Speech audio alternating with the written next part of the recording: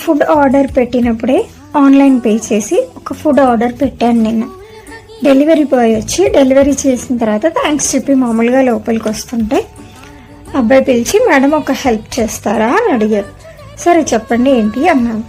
నేను BTech final year, ఇంట్లో కొంచెం ఎకనామికల్ ప్రాబ్లమ్స్ ఉన్నాయి, నాకు కొంచెం హెల్ప్ చేయండి, మీ ఇష్టం ఎంతో కొంత 100 200 ఎంతో కొంత, ఇబ్బంది పడుతున్నాను అనుకోకండి అన్నాడు.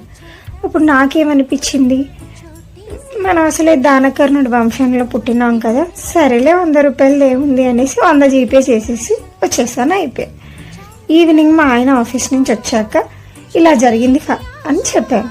మా ఆయన ఏమో పిచ్చి, వాళ్ళంతా నిజాయితీగా ఉండరు, అలా ఇవ్వాల్సిన అవసరం లేదు, అడిగిన వాడికల్లా ఇవ్వద్దు, నేను ఉంటే కనుక తిట్టేసేవాడిని తెలుసా అన్నాడు.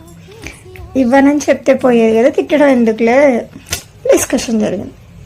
ఇప్పుడు మీరు చెప్పండి, నిజంగా నిజాయితీగా నేను చేసింది తప్ప మా ఆయన చెప్పింది రైటా? అసలు ఏంటి, మీరు ఆ ప్లేస్లో ఉంటే ఇస్తారా?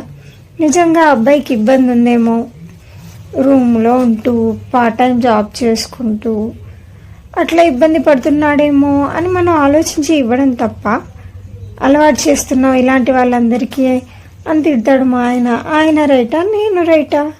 మీరే కామెంట్ చేయండి ప్లీజ్.